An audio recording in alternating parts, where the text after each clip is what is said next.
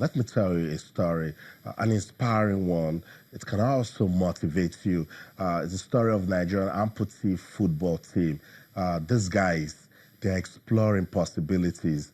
With one physical challenge to another, they have picked up crutches to play at the Amputee Football World Cup that will take place in Mexico, and it's going to start in barely a week's time. That's them right there at the National Stadium in Surulere, Lagos. They're staying inspired. Nothing is letting them down. They have been invited to compete at the Amputee Football World Cup, but funding has been a major problem, and they've been going around seeking support here and there. Shout out to the Super Eagles. They contributed money together for the team, raised about 6 million naira for them. But they need more. They need to be at the World Cup. 15 players, 2 officials. Nigeria has been invited to this competition 3 times, but they have missed out due to funding. But these guys are staying focused. They are believing. They're exploring opportunities. They are saying to themselves that they can dare the untried and do the impossible.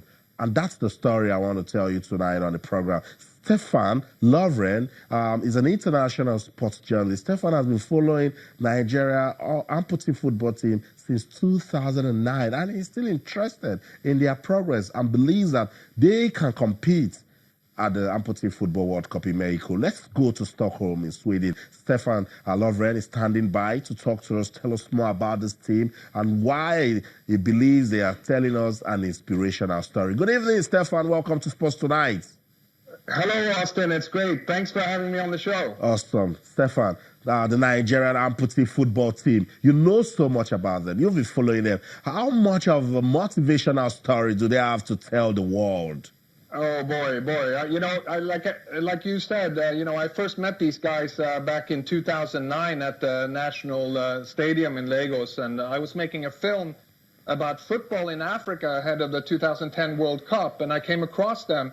And immediately I was just so blown away by what they were able to do. You know, they're using crutches on the pitch. And I have to tell you, the strength and the stamina that it takes to play this sport, it's just phenomenal. And for me, they've been just an incredible inspiration. The love of the game that they show is just awe-inspiring. I know. But it's been challenging because you look at mobility is a problem for them. And of course, amputee football is not so big. Let's also put it out there that it's not under the watch of the Nigeria Football Federation. So That's funding true. is a major problem, Stefan. It has been a major problem. You know, like I think you mentioned that they've been invited to the World Cup 3 times before, but they've never been able to make it because of a lack of funding. And, they've been able to come back each time and push on. And here we are now a 4th time, and we're so close to, or they're so close to getting to the World Cup. And as you mentioned, they've had the financial support of the Super Eagles and also from the Nigerian Football Federation that has chipped in, even though they are not part of the Football Federation. But there is still a gap to fill, and there are people working on closing that final gap, and it would mean everything for these guys if they were able to go and realize their dream and compete in Mexico. I know, and they're living the dream. They are believing. We're glad that persons are beginning to come up to say, look, we will support you, but more needs to be done. Stefan, and Nigeria has been tipped as a top contender. I'm particularly looking forward to them telling the world their different stories of how they defeated different difficulties to get to the World Cup. Right. Yeah, definitely. I mean, amputee football is popular in Europe, in many countries in Europe. And in fact, the European Championship last year was played in Turkey, and there were 40,000 people at the final of that game. Wow. Yeah, it's incredible. And, Turkey is one of the strong teams in Europe. Poland is another one. Russia won the last World Cup. But Nigeria, there are some very good teams in Africa. Angola was in the final of the last World Cup, and Nigeria and Ghana also are considered to be strong contenders and dark horses, if you will. Do you have updates as regards the team? The last we know is that it was a good news, actually. They got visas to go to Mexico. What's next for them? Well, they did get visas to get to Mexico, and that wasn't an easy task to do. We've gotten them passports and everything, which is, most of these guys did not have passports.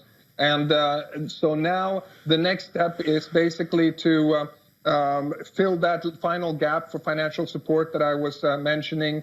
And we need that so that they can buy their plane tickets. And we're hoping that we're going to be able to travel out that they're going to be able to travel out on Tuesday or Wednesday at the latest, because they take on Brazil in their opening game on Saturday in Mexico. So time is of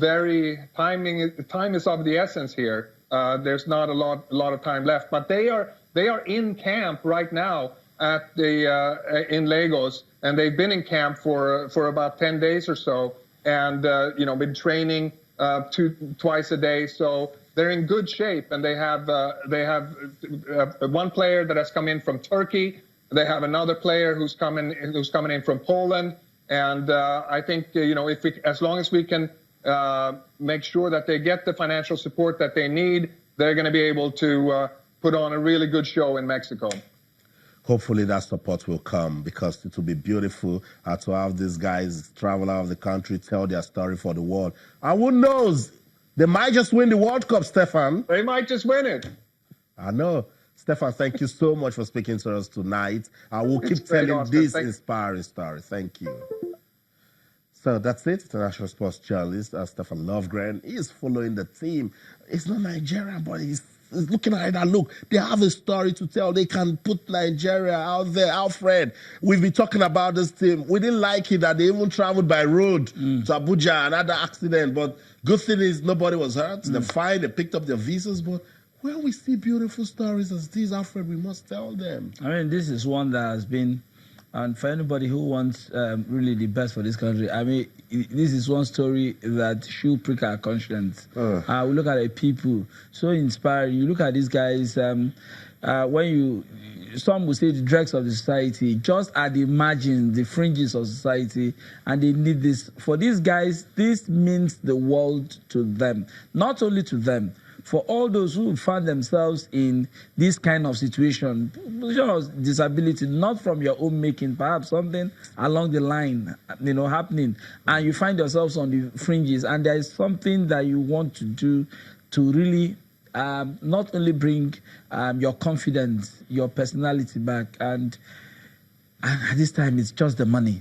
I mean, are we not charitable? I mean, so far the support has been enormous. It's been massive, but we need to do more. We really need to do more. I think it won't be too much if somebody just picks it and just say these guys, 15 players, 2 officials. Yeah. Wednesday or Thursday, like Stefan said there, time is of the essence. Yeah. They play Brazil on Saturday, so these guys need to be there. And for their condition, they need to get there, rest, relax, acclimatize, and go out to represent the country. Not even that, Alfred.